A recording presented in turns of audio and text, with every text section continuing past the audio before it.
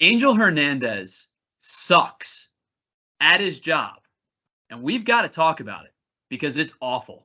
We'll talk about that. We'll talk about accountability for officiating and more coming up next right here on Crossing the Line.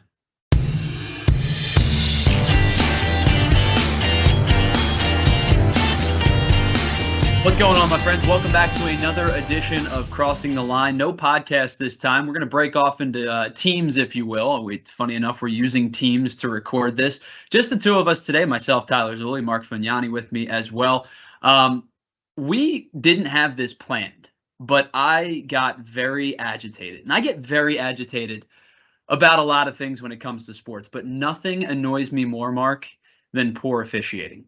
And it's not even poor officiating. Because I understand people are human and I understand people make mistakes and I'm not perfect at my job. And I'm sure, well, maybe you are. You might be perfect at your job, but I'm sure that most people are not perfect at their jobs. What annoys me about officiating, specifically umpires in baseball, is accountability and lack thereof. And Mark, that's where we got to talk about one Angel Hernandez tonight because he is a contentious point for me. He is, to me, the worst umpire in baseball.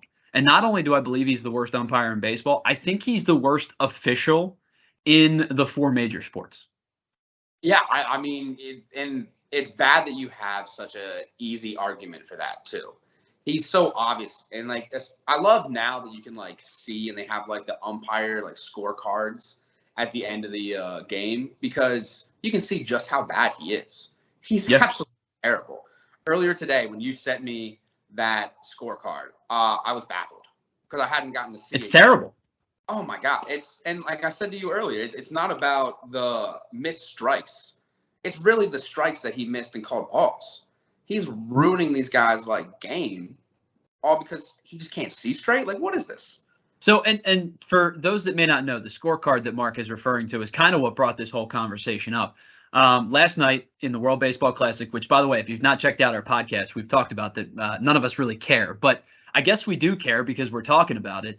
Venezuela and Nicaragua played last night, and Venezuela, by the way, has been really, really good. 4-0 now in their group. But the reason that we bring this up and the scorecard up is because Venezuela, in their box, right? They have that box scorecard that Mark was talking about. 6 pitches inside the zone called balls. 12 pitches outside the zone called strikes. That is just for Venezuela. Nicaragua, 3 pitches inside the zone called balls. 9 pitches outside the zone called strikes. Now, Mark, we always talk about that math is not our strong suit, but I can do this simple math. Do you know what 6 plus 12 plus 3 plus 9 equals? Terrible. 30. Oh. 30. 3-0. 30 missed calls in one baseball game. Mark, we have to talk about accountability because guys like Angel Hernandez do not get held accountable, and instead they get rewarded.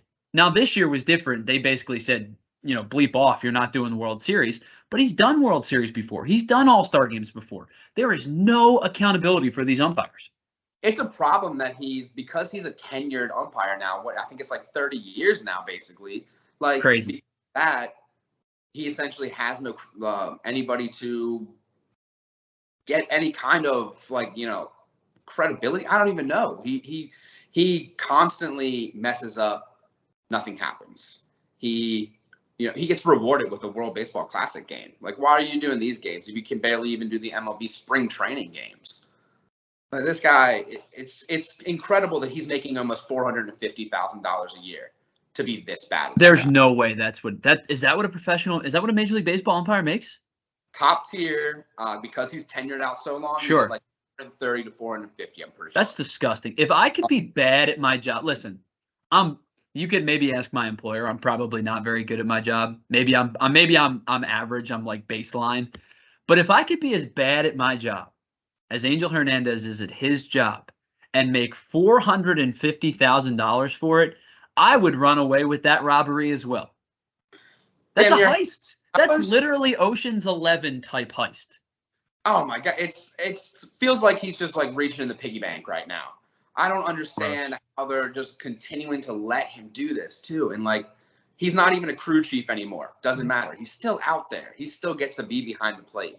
Yeah, when he's at first base or second base or down a line, maybe he doesn't have as big of a pivotal role, where he's also still messed up in those roles, by the way. The Oakland A's can tell you about that one. It's incredible that no matter where he's at, he's a liability. I think Angel Hernandez and a couple other guys, it's not just Angel Hernandez. There's a lot of bad umpiring to go around. CB Buckner is terrible at his job. There's a lot of guys. Here's my thing.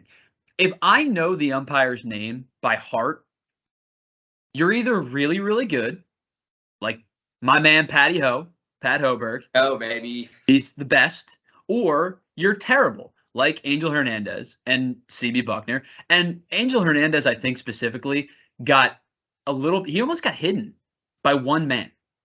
And that man's name is Joe West. And when Joe West retired, Angel Hernandez stepped into a role that he didn't ask for.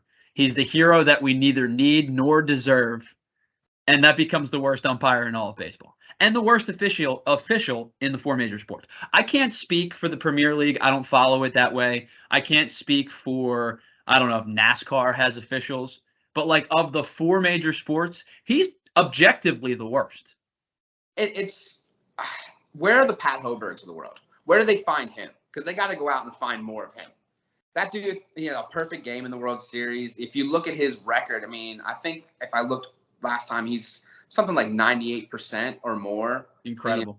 That's amazing. You don't get better than that, especially in a game like baseball where, like, a game of inches. It's a super fallible job. Like, I'm not going to sit here and tell you I could do it. Like, a lot of times people complain and they say, oh, go do the job. I cannot be a Major League Baseball umpire. 100 miles an hour is hard to gauge. Sliders are hard to gauge. Mark, you've seen good pitching. You know what good pitching looks like. And now take good pitching and amplify it to the nth degree, because you saw good college pitching. You've seen guys pitch professionally, but you're not stepping into the box every night as a major league hitter or a major league umpire. It's hard. I get it. But that's where the accountability comes in, because there is none to the point where this kind of, let's call it what it is, pathetic professionalism is costing teams games. Absolutely.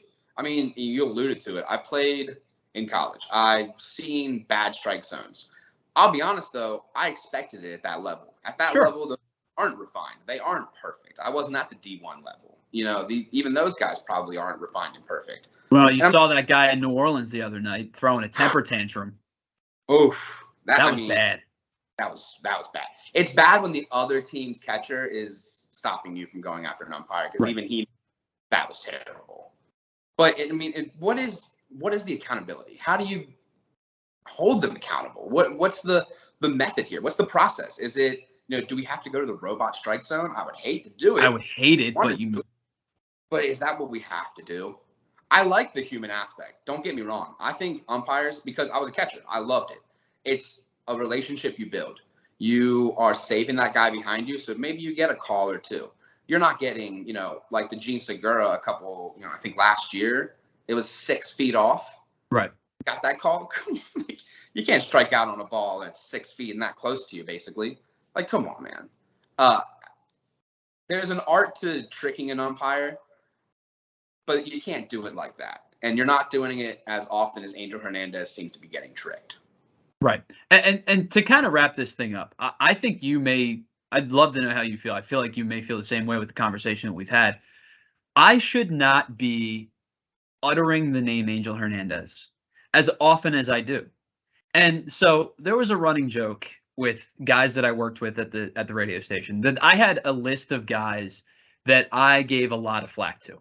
And it was guys that, like, you wouldn't expect, right? It wasn't Philadelphia sports athletes. It wasn't people that are bad people, right? It was like the one guy that was on my list was like suspect number one was Matt Nagy, former head coach of the Chicago Bears. Because I thought he did a massive disservice to, like, if I were a Bears fan, I would be irate at what Matt Nagy did. Angel Hernandez is on that list. I have no personal ties to Angel Hernandez. Angel Hernandez probably only does a handful of Phillies games a year. But when you impact a game in such a way that Kyle Schwarber's doing this, saying both sides are getting screwed, like sticking up for the Milwaukee Brewers, and Craig Counsell's just sitting there like, He's right. Trying not to laugh. That's a problem, man. It's absolutely a problem, and they need to find some sort of process. I don't know what it is. I don't know how they're going to do it, and honestly, I wouldn't even want to add my 2 cents into it because that's not my job. I'd vote for you for Major League Baseball umpire commissioner. There should be an umpire commissioner, and his or her only job should be to quantify and tally poor officiating, poor umpiring across baseball. And if you break a threshold that it's like points on your driver's license. If you get enough points on your driver's license, you're suspended. And maybe you don't suspend them, but you take them off the big games. The first step is no All-Star game, no playoffs. And then maybe a suspension happens. But I would vote for you, Mark, for umpire commissioner of Major League Baseball, the UCMLB. I'm in. I'll take that job. Do you think you got one vote? Now you only need like a lot more. Maybe that pays more than $430,000. I don't know. I'll take it. As the overseer, I would hope so. You'd hope, because you got to be objective and dictate if these umpires are good or not. I think but then so fun.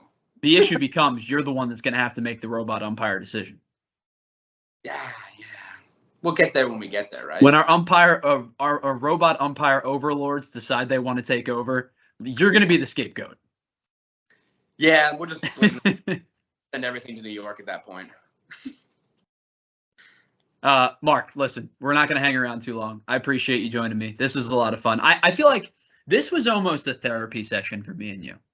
Like we had to get this off our chests. Yeah, and I think I'm happier now. Am I still mad about who Angel Hernandez is as a person? No.